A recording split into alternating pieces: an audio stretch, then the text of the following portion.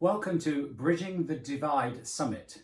I've been asked by Celia and Faye to record this short video answering the question of the day. If you could share one piece of advice on how to help your clients manage their emotions in a diversive world, what would it be?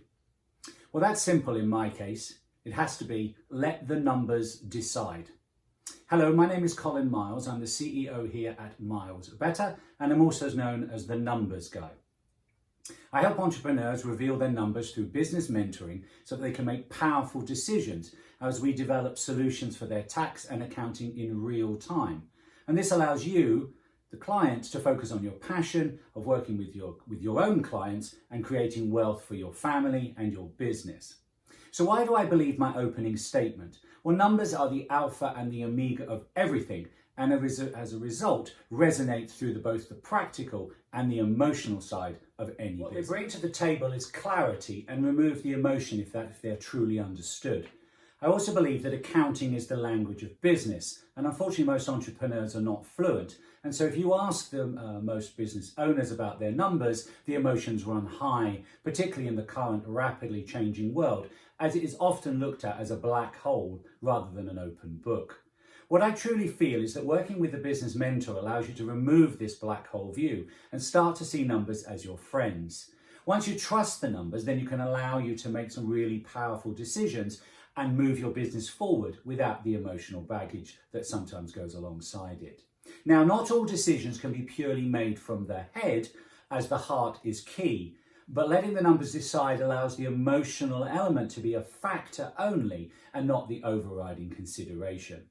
So many entrepreneurs, unfortunately, will bury their head in the sand when it comes to numbers. A poll, when business people ask about their biggest fear, the number one fear that came up was the public failure of your business. And interestingly, the second was the fear of death. So I read into that most entrepreneurs would rather die than admit failure in a business, which is not a great mindset. So emotions often can run very high in business, and yet entrepreneurs leave their emotions, leave their fears behind, buried, so that they continue to fester and eventually will cause an emotional breakdown. And we have seen that in friends and family, I'm sure. We're all so conditioned these days that only success can be talked about in open conversation.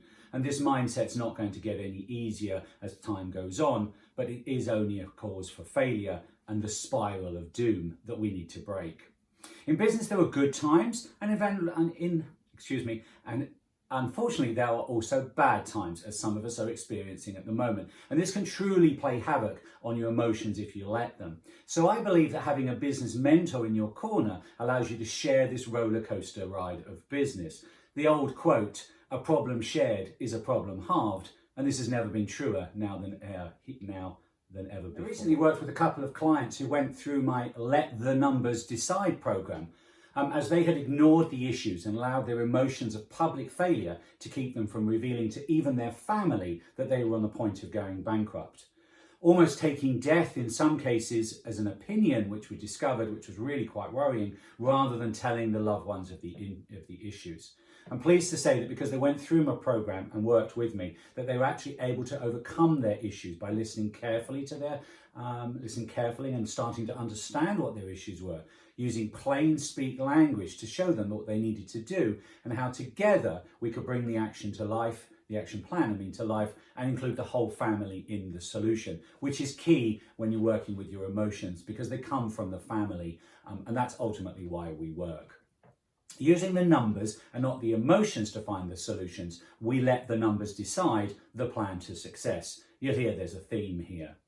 The moral of the above example was that with the polarization, unfortunately, of politics, opinions, and the ever-changing business map, to try and do things on your own in the current world is going to be really difficult and cause people to fail. So I work myself with a couple of mentors currently who are allowing me to explore new areas of my business and in a safe environment to explore ideas and concepts, knowing that I'm building a solid frame of success. The idea of working with a business mentor is that we are here not to criticize about the issue, but instead to focus on the problem with you, to guide you, to tease out of you a solution, and then help develop a working solution. This divisive world, a word that has been bandied around a bit more recently is the need for business and entrepreneurs to have empathy. Empathy sounds good, but how are we going to define it in the current changing world? Well, let's explore this word a little bit more. Well, the word didn't even feature in the Oxford English Dictionary until just a short time ago, but it's gone on to mean so much to so many, I think, without many people truly understanding what they really want or what it really means to people. We've all been receiving numerous emails from brands as they state, "We understand," but I reply, are your actions truly matching these words? And it's important for all entrepreneurs to have the same thing. This is where a business mentor can help, as they look to challenge the status quo in your views and help let the numbers decide from my point of view, so that the polarization and the emotions of the current state of the world can be removed.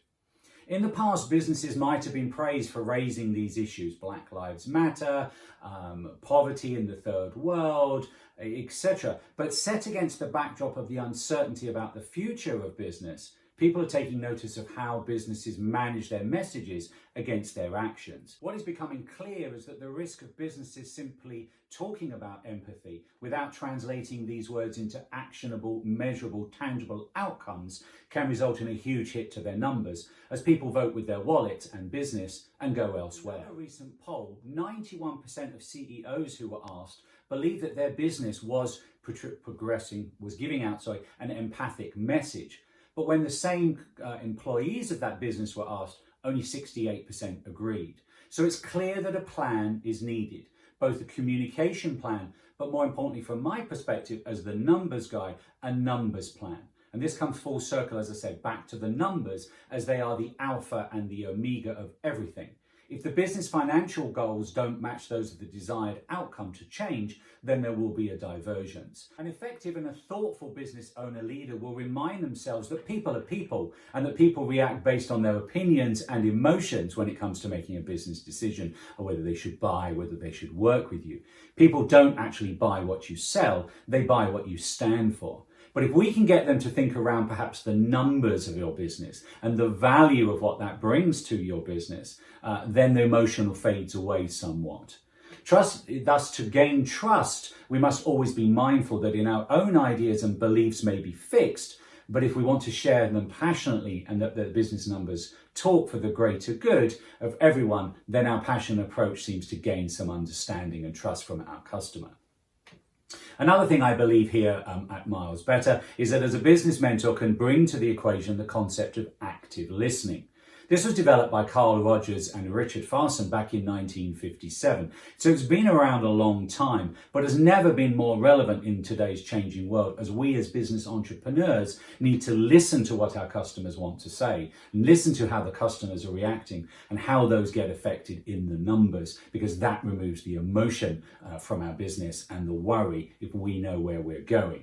So as we battle with business and the rapidly changing views that can hit an entrepreneur hard, I say, let the numbers decide. Entrepreneurs' emotions can take over as they feel embattled with the changing world, but a business mentor program can help on so many levels. I've been working recently again with several entrepreneurs who've been looking to relaunch their business after the COVID-19 pandemic, and together we've been able to remove the emotion and allow the numbers to truly decide. An example has been a decision for one of my clients as to whether to stay with the bricks and mortar retail selling or move more online. Here comes the emotional battle that they went through in this decision. The client had been approached by a large retail chain just before COVID hit, and they were offering a very large contract, but there were some conditions. The offer would have generated a huge spike in revenue, but the question really became to the entrepreneur, at what cost to the overall business? There's a mantra that I live by here at Miles Better. Sales are vanity, profit is sanity, but cash is king. Now, the emotional pull that was happening to this entrepreneur was that to be able to say at a dinner party after the contract had been signed that they had just landed $1 million contract would have been very tempting. The emotions are running high, you've got a lot of adrenaline, you're super excited, and therefore extremely tempting. But with everything in the life, there was a but to this contract. The selling price that the retailer wanted to market this product at was far lower than the existing product was selling for. And then it became an issue of the emotion of how am I going to damage my brand? How will the consumer who's already purchased perceive this shift?